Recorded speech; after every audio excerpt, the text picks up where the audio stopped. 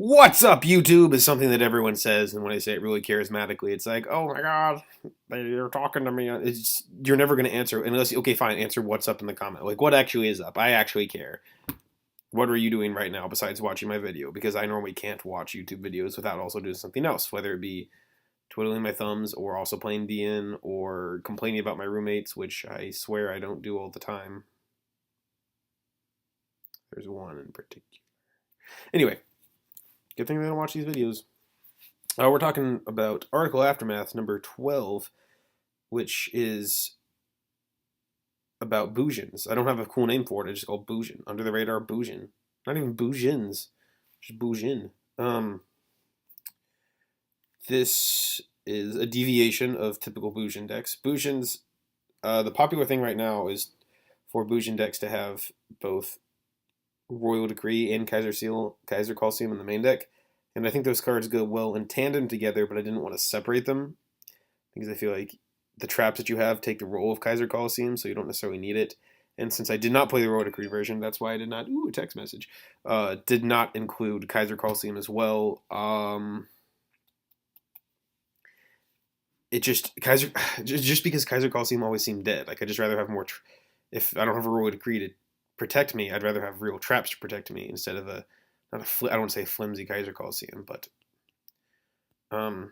anyway, why I decided not to play the Royal Decree version is because I'm a little reluctant on basically allowing 3 cards to try to protect me. I mean, your protection, I guess, is an Increase hand or obviously in Graveyard, Quillen, and Turtles, but I always felt a little vulnerable with just 3 Royal Decrees in the main deck. If you don't, you have like a 39.46 or something chance of opening up one of the Royal Decrees, but in many games, it's going to be like your best defense without Royal Decree will be like Kaiser Coliseum, set Lance, normal and have a Crane in hand. I mean, I guess that is really good, but if you don't have a protection in Graveyard, then they could just destroy the Amato. I don't know. I was just really, really uncomfortable with that. I'd probably also end up playing Valor if I play. Actually, you know what? Let's just go play Cordero's deck. Why not? Let's go look at that right now. Actually, while I'm going to go look at that, I'll talk about my deck a little bit more. Also, I liked Cordero's video on the Patrick Hoban thing. I have no idea what's going on with that, and I found the situation a little funny because I watched a video of some guy's initial report on what happened, and I have to wonder how much of that is actually true. I won't get to that in the video because I don't want to. I'm not really about the rumor mill or anything about that, so let's kind of move on from that and talk about. Let's look at Cordero's Bujin deck. Oh yeah, he is okay. This is like the other version of the deck that you would play if you are. Actually, I do think all 3 of these cards go in tandem together. Effect Valor, Kaiser Coliseum, and Royal Decree, because that's like a defense in and of itself. But I think it's kind of weird if you only play one of those components, and so that's why I ended up not playing any of them, because I didn't want to like half-heartedly play that defense and then half-heartedly play traps. I wanted to either play. I thought you should concentrate completely on another.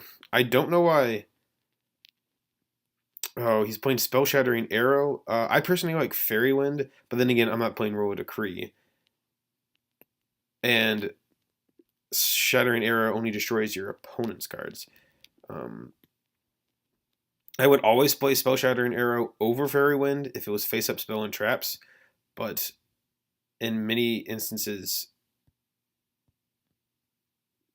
Fairy Wind will be a lot better because problematic cards for Bujins are Light Imprisoning Mirror, Mind Drain, DNA Surgery, Mistake. Those are all traps, so Spell Shattering Arrow doesn't deal with those as problems. So I don't really understand what the Spell Shattering Arrow is for, aside from Tinky. Tinky,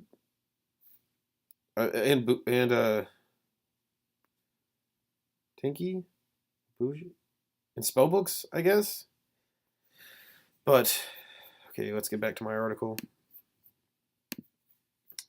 Anything that I'd change on this, I would actually probably take out Quillen and Centipede because those cards or the Bujin deck is already pretty slow, and I really don't want an even slower component in there. Hell, I'd rather. I mean, sure, it's an on theme MST or an on theme Quillen smashing ground, but it can also destroy face up spell or traps. Like they're on theme spot removals, but it's like I'd rather just play MST instead of those because I don't really like it. But those are the only real changes I would make.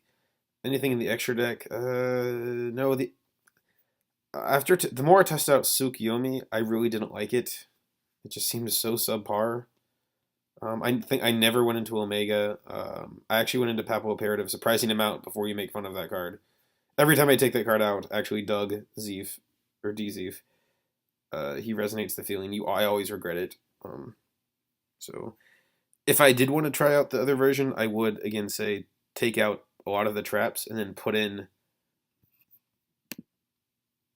3 of the Valor, 3 of the Kaiser Coliseum, and 3 of the Royal Decree. I think that's like a trap lineup. I mean, I'm running 9 traps here, as you can see. I'd actually probably just take out my 9 traps and put in those 9 cards, which I'm not trying to net deck here because I don't like that, but I'm just looking at the merits of Cordero's build and how if I took out the traps, my build would look eerily similar to his. I'm a little uncomfortable about how similar these would be. Oh, he's only playing 1. I don't understand why not everyone's playing 3 Bujin Carnation. I guess it can be dead early on, but I don't know. Like every time I don't like I guess my playstyle is just a little different because with Bujin Carnation you can play incredibly recklessly. You just summon Yamato and then, go into Shishuano and then just try to and then bait out destruction traps by trying to protect with hair, but not really caring that hair got banished or turtle, and then just try to run over monsters, waste any hand traps that they have, just go hard. And then if you can get them down to just like 1 monster, and you're 1 Bujin Carnation, you're just gonna wreck your opponent from there. And so that's why I like Bujin Carnation so much, just because you can play so recklessly, just trying to simplify the game. If you can simplify the game state to where your opponent has 1 card and you have a Bujin Carnation, then you just win. That's happened literally a billion times. That is right, 1 billion. Like I've played a lot of Bujin. Apparently if I've done that 1 billion times. Closing thoughts on my article. I didn't know why multiple people kept saying this deck is not under the radar, because it's like when I wrote this deck, when I finished this article, which was on a Friday, because most of the time, I don't finish a deck then it doesn't immediately go up. Takes editing, and then there's the weekend, so it's not, we kind of have real lives outside of Yu-Gi-Oh! People that do this, even my editor. So, when I had written this, I think there were 2 Bujin decks Bujins were supposed to be one of the decks of the format. It's like, oh, the format is finally slowed down enough, so now Bujins are going to be a thing because I don't know, that was just a sentiment at the beginning of the format.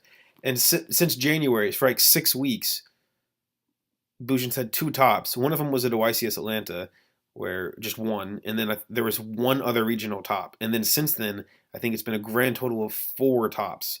That's still pretty Fire Kings have that many, and what under the radar means it's something that your opponent's not really expecting. Not every deck that I build is going to be Morphtronics, where that's so far under the radar, everyone's just dead. But Bujins are not a deck that you're not going to sit down and be like, oh, I'm going to play 5 rounds of Bujins. No, you're thinking that you're going to play you're going to +1 Fire Fist is the biggest deck, and then Mermail / Water and Gear Gaia are 2 other big decks, and then Harpies are a thing that have been recurrent of this format. There's still a lot of Prophecy players. Bujins is pretty far down. Bujins is not in top 5 of decks you think you're going to play. So sorry, that's my rant. I don't normally like to go on online rants, but that's just my complaint about people saying this is not under the radar. But thanks for watching Article Aftermath number. I don't know Spanish for 12. 6, 7, 8, 9, 10. It's 12. I don't know. But, yep, sorry I got this one in late. But enjoy. Hope you did. I think.